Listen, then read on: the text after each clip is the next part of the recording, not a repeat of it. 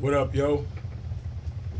Let me get this thing situated. What's up, everybody? Welcome to the Hood Hut. Shout out to everybody. Hit that like button. Hit that like button one time. It's free. Hit that thumbs up. Drop a comment too, because I see we got a lot of new subscribers. Appreciate y'all.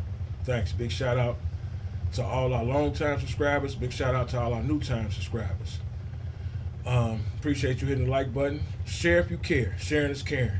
A lot of children, some of them are adults now because Hood Hope Movement, we have had youth centers since back in the day. And so back in the day now was what, like 10 years? That's back in the day. So some of those children who attended our programs, who we taught chess, who we taught manners to, etc., some of them were 10, 11, 12 when they entered the program, and now they're full-grown adults.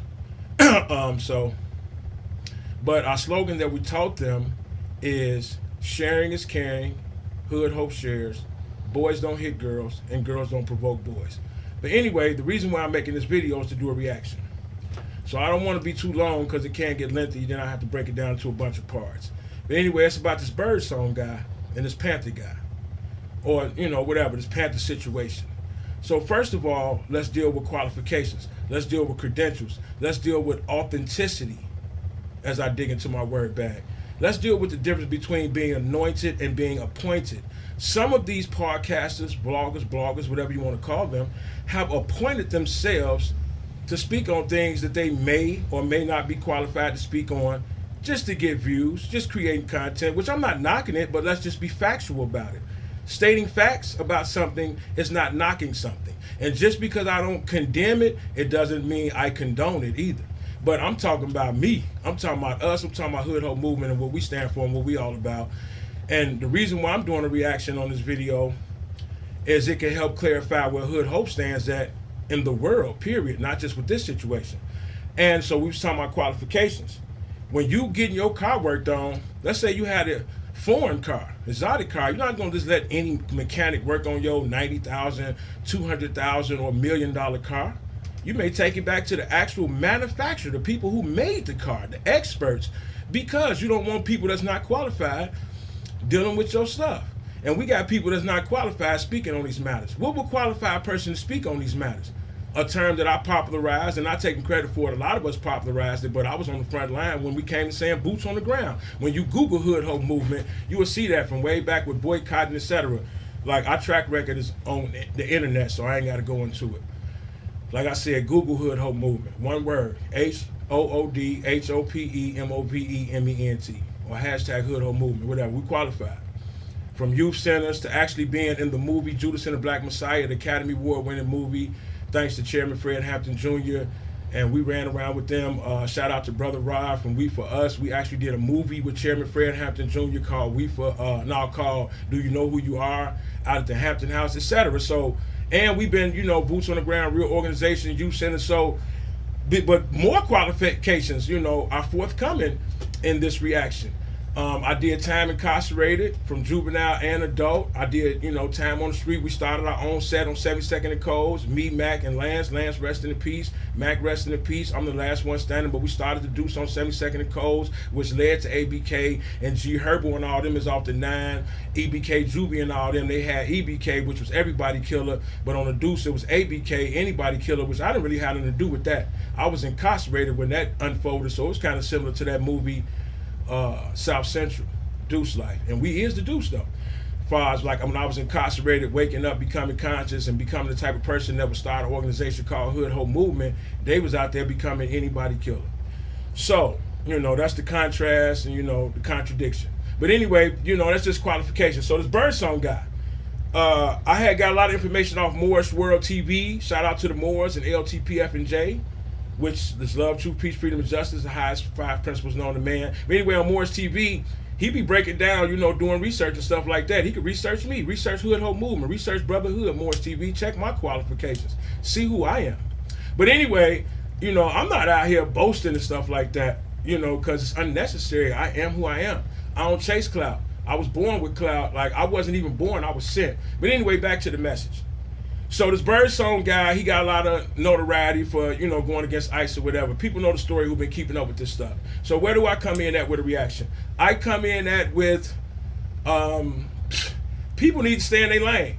Like, if these people really out here giving back, if these people really out here challenging the system, that's really their business. You know what I'm saying? If you want to get in it, you can get in. If you don't, you don't. If these people are actors, if these people are infiltrators, spies, sent in by the COINTELPRO, that's always a possibility. Even a possibility with me. Check me. Who am I? You know what I'm saying? So that's always a possibility, but you just go around questioning everybody and the work is not getting done. If somebody's doing the work and they may be an infiltrator, because infiltrators do the work too. So let's say that anybody could be doing the work and become an infiltrator later on. You always got to have your eyes open for the infiltrator, for the spies. And how can you really tell? Well, I really can't say how you can tell. Some of these people are professional spies. But with me, the people that been to the joint, they know each other. They know, like, I was in Menard, I was in Stateville. People like, what joint was you in? What year was you there? And people know who you was and how you was moving in the joint. Ain't no spy or no CIA doing time in the joint and really pretending to be one of the guys for years and then come home and keep it going. Like, it ain't that deep.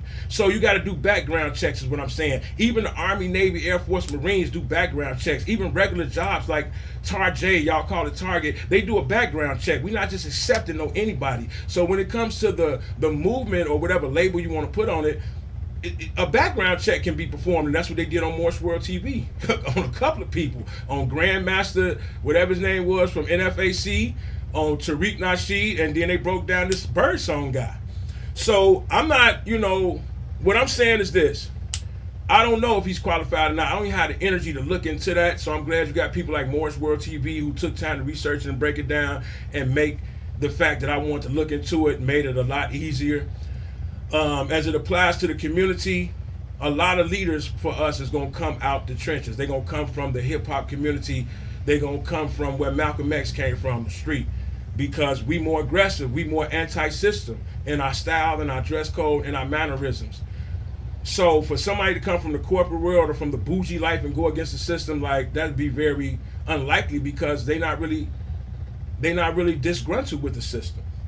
And so that's what I mean by the background check. You gotta see where these people come from, who funding them, how are you able to pass out food, where's this money coming from?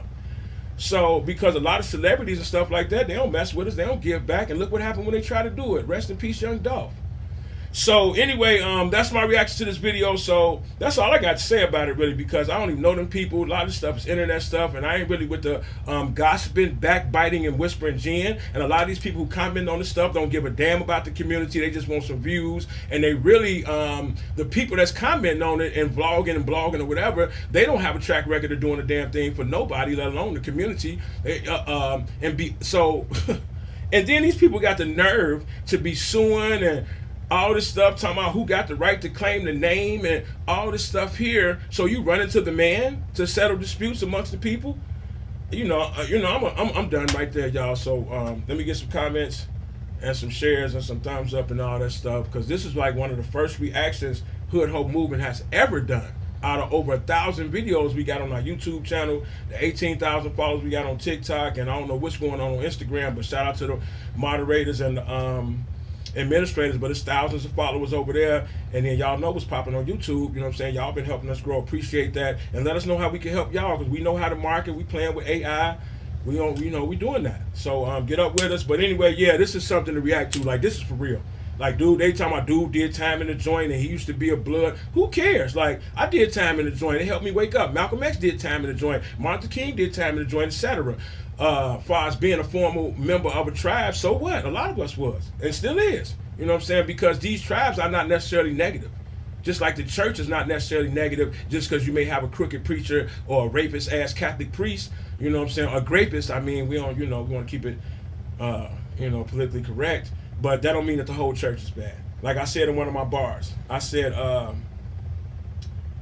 my God, it's been that way since back in the day. You see them every Sunday passing the plate. And the pastors that's fake should be smacked in the face for bringing backlash and a bunch of flack to the faith. Because these the same cats that laid back and got paid stacks while the system laid traps and they only allowed the rats to escape. They incarcerate, assassinate, and left the ones that's passive in place. Yeah, watch out, y'all. All right, peace, y'all.